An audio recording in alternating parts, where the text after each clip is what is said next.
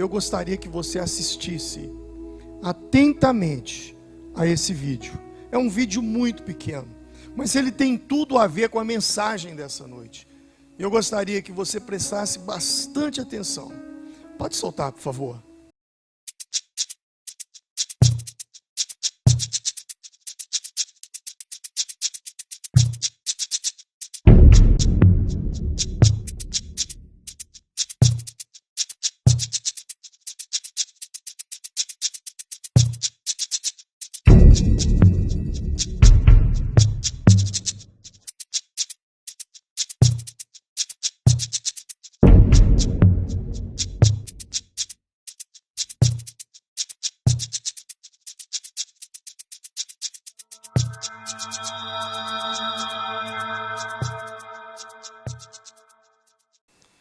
Guardou a imagem na sua mente agora?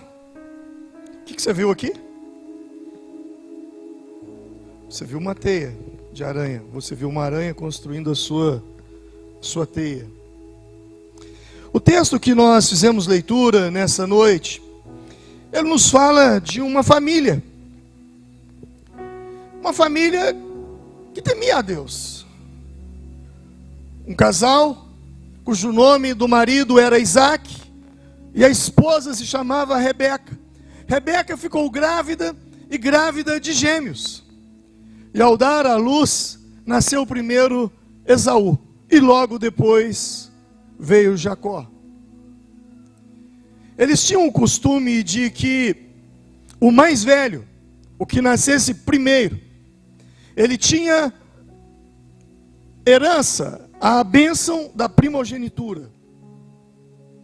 Porém, antes que eles nascessem, havia uma promessa de Deus, dizendo que o mais velho serviria o mais novo, que o mais novo seria maior, mais forte que o mais velho.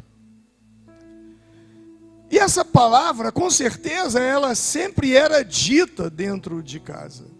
Mas o fato foi que agora Isaac, o pai, já estava velho, havia perdido a visão, estava prestes a morrer.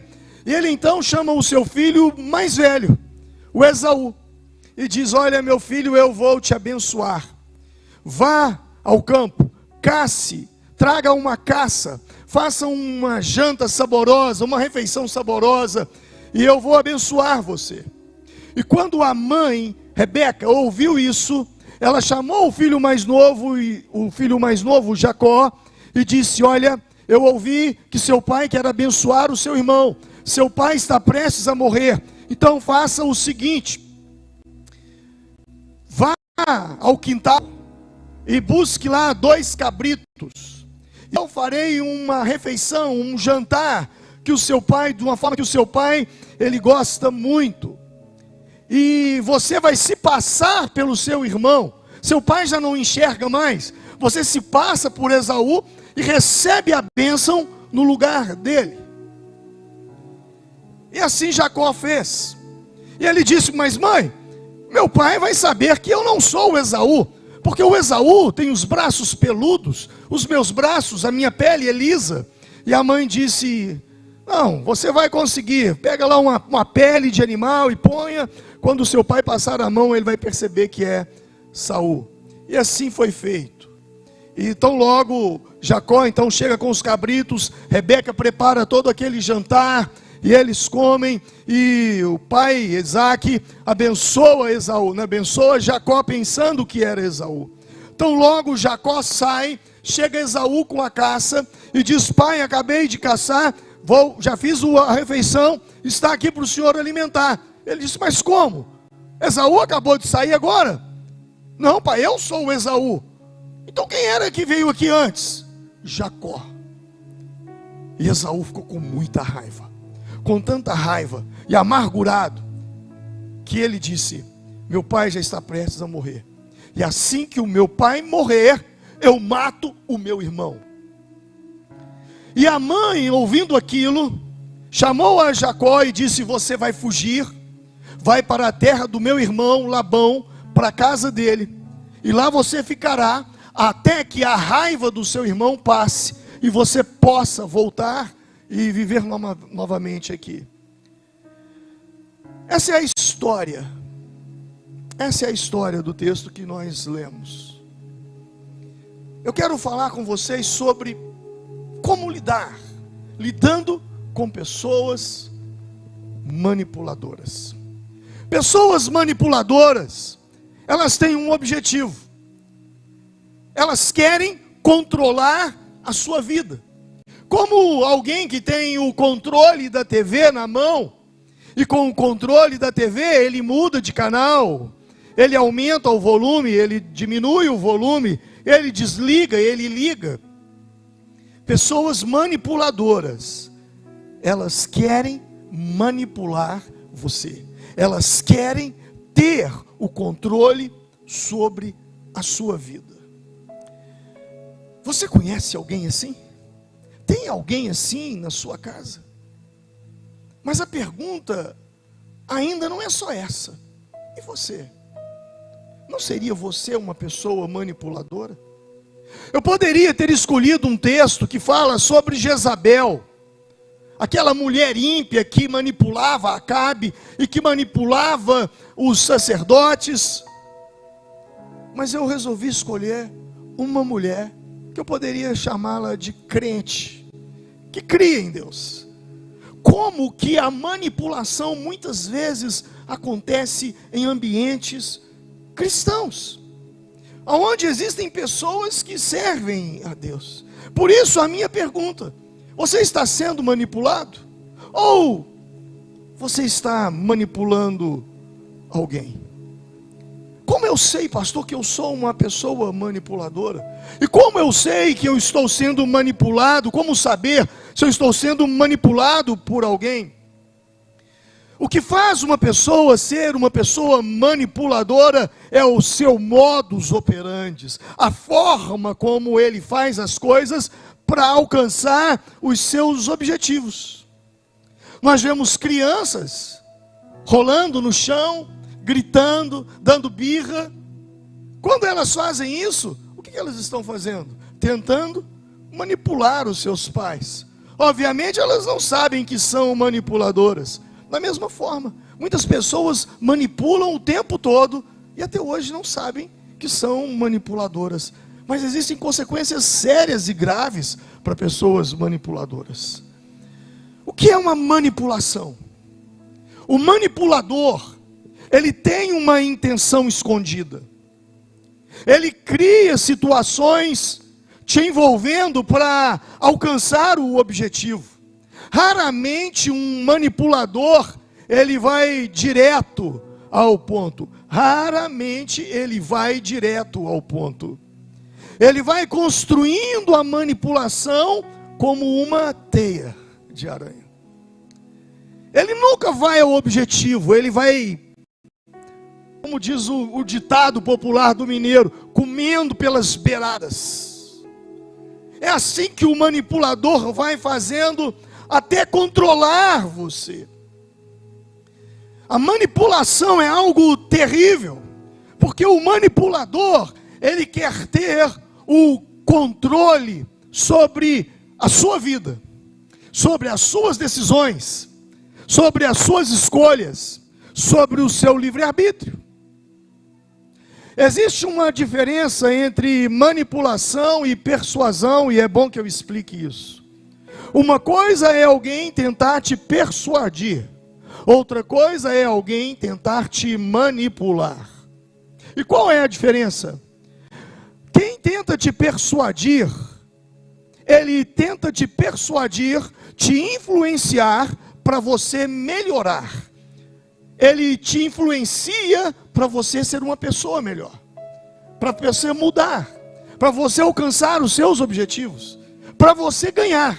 Já o manipulador não, ele te manipula para ele ganhar. Se eu te manipulo, o objetivo é eu ganhar. Eu, somente eu e mais ninguém, você não tem benefício. O manipulador é aquele que age na sua vida, levando você a fazer com que ele alcance o objetivo. Então, quando você ouve uma pregação do Evangelho, nós não estamos te manipulando, nós estamos te persuadindo para que você melhore, para que você cresça, para que você alcance seus objetivos, para que você se torne uma pessoa melhor, e no final, o abençoado será você. Mas na manipulação não é assim que acontece. O manipulador, ele tenta controlar você. Para uma pessoa manipuladora, se você está sendo manipulado por alguém, o manipulador, ele faz com que você sempre esteja errado. Ele vai distorcer a situação para você sentir-se culpado, culpada. E quanto mais culpado você se sente, mais manipulado você será por essa pessoa. O manipulador, muitas vezes, ele faz cara feia. Ele faz cara de decepção. Ele faz cara de tristeza, para você então bajulá-lo, para que você então mude e atenda o seu pedido, o pedido dele. Mas nem sempre ele faz cara feia. Às vezes ele te ameaça, e ele diz: olha, se você não fizer isso, eu te largo. Se você não fizer aquilo, eu te mato. Se você não fizer aquilo outro, eu me mato. E você então passa a atender. Mas em outras situações, o manipulador também, ou a manipuladora, ele te elogia. Ele te critica o tempo todo, ele debocha de você o tempo todo, ele zomba de você, ele põe defeitos em você, mas quando ele precisa de você para alcançar o objetivo dele, ele muda o tom de crítica e vem com elogios. É muito comum isso às vezes na vida de casais que não estão se dando bem, em que o marido critica a esposa o tempo todo, mas na hora de procurá-la para fazer sexo, aí então ele começa a elogiá-la. Isso é uma manipulação. Mas existe também aquele caso de uma moça que encontra com um rapaz pela primeira vez, e o rapaz é um manipulador, e ele tenta encantá-la, e na primeira noite que eles saíram, ele já diz: olha, você não tem ideia o quanto eu te amo. Na primeira vez que ele a vê: eu te amo, você é o amor da minha vida. Cuidado, cuidado, para que você não caia nas teias de um manipulador. O manipulador, para ele agir na vida de uma pessoa, ele estuda a pessoa. E o que ele estuda? Os pontos frágeis, os pontos fracos daquela pessoa. Por quê? Porque a manipulação só funciona na fraqueza. Por isso eu comparo muito a manipulação com uma teia de aranha. O pior, sabe o que é? É que manipulação tem um preço.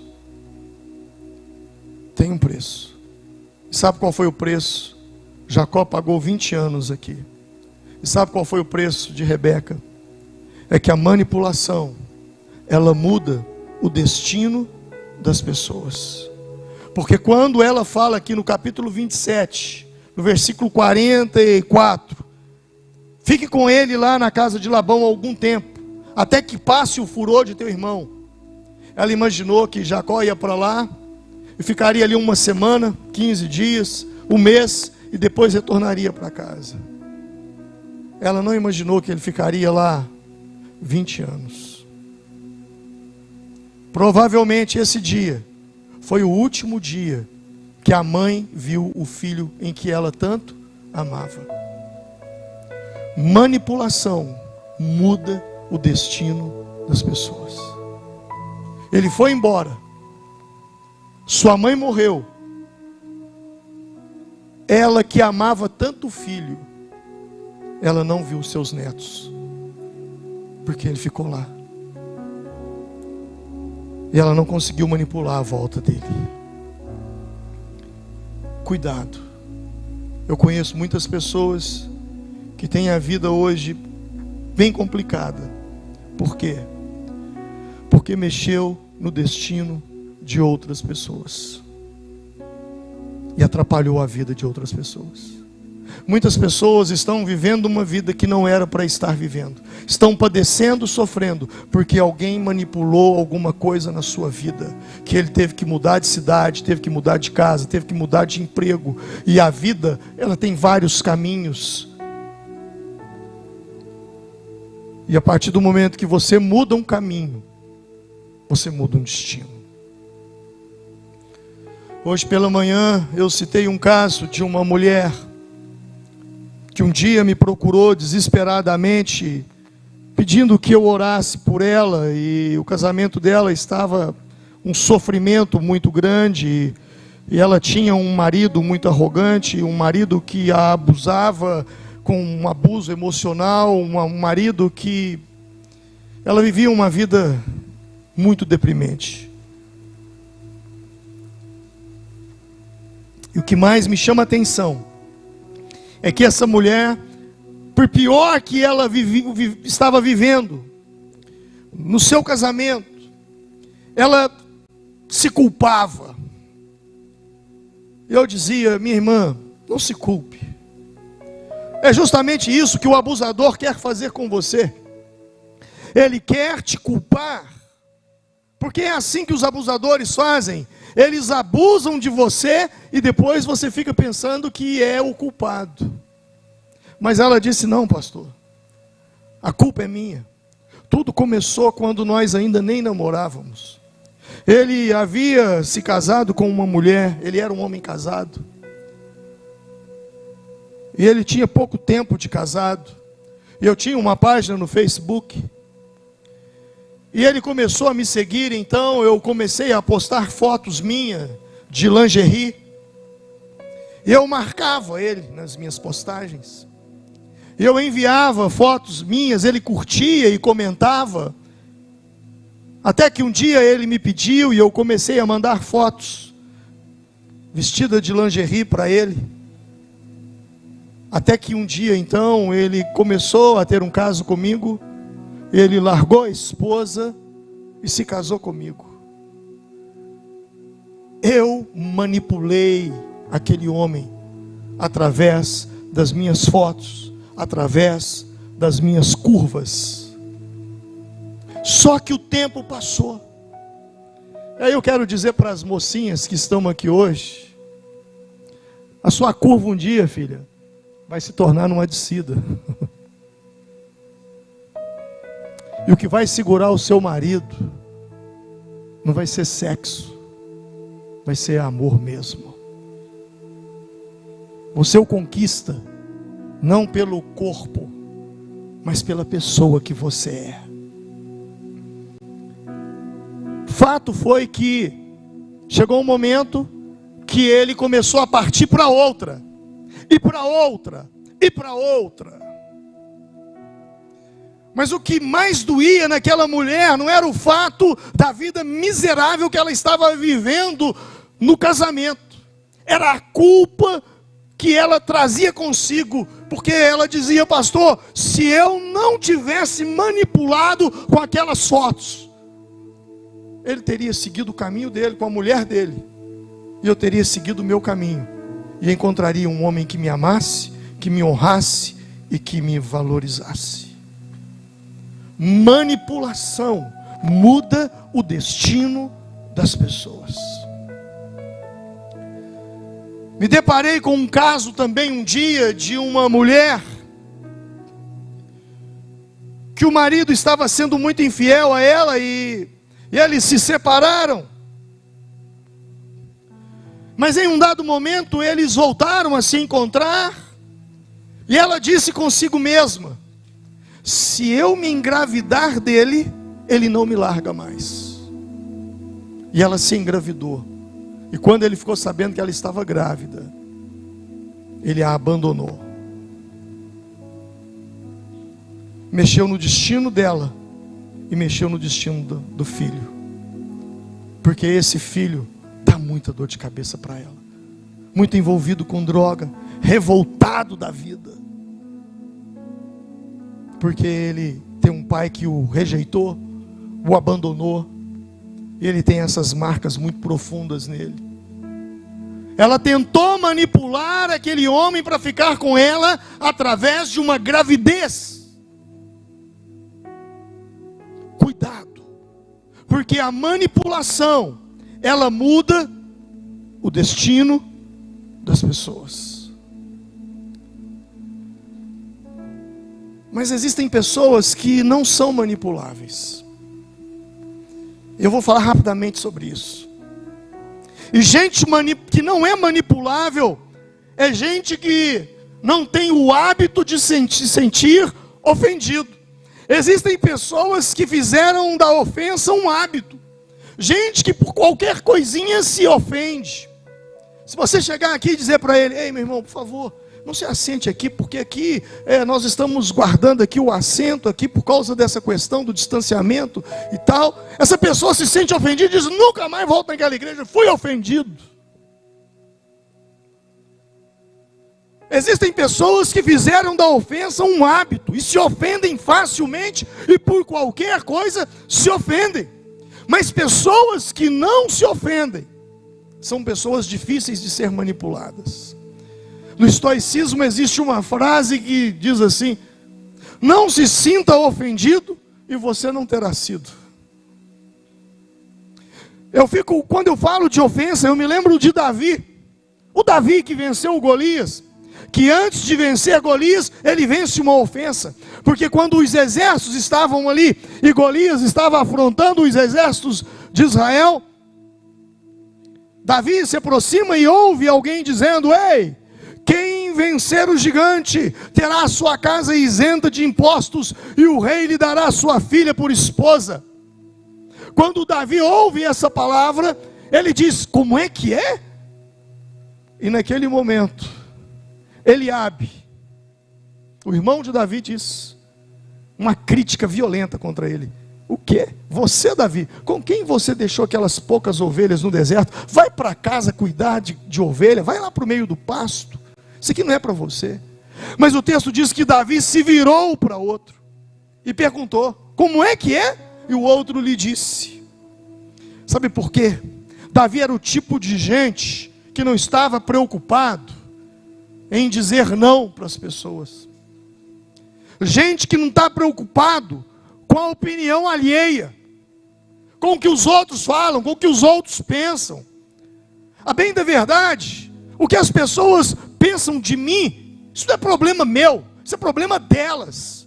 O que as pessoas falam de mim, isso não é problema meu, isso é problema delas. Se você viver para agradar todo mundo, para não ser rejeitado, você será uma pessoa extremamente infeliz.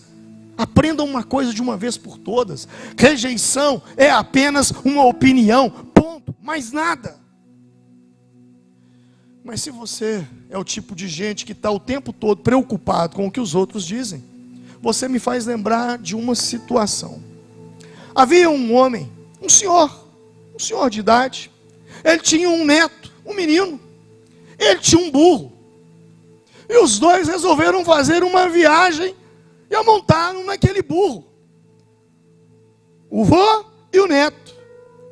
Só que num determinado momento, pessoas que estavam ali viram aquela cena e disseram: ei, que absurdo, vou chamar a Associação Protetora de Animais, vocês não têm vergonha na cara, dois amontados num burro, coitadinho do burro. E começou a falar mal deles, e eles preocupados com o que as pessoas estavam pensando.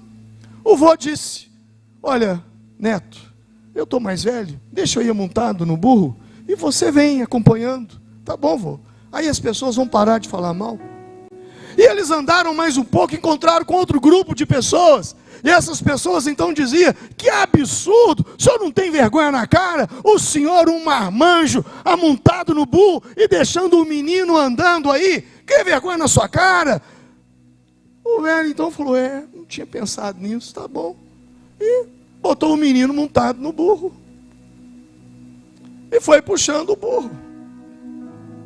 E aí alguém chegou e disse: ei, que absurdo, esse menino montado no burro, e o senhor velho aí, puxando o burro. Cria vergonha nessa cara, menino. Você tem idade, você é muito novo, você pode andar, deixa seu avô.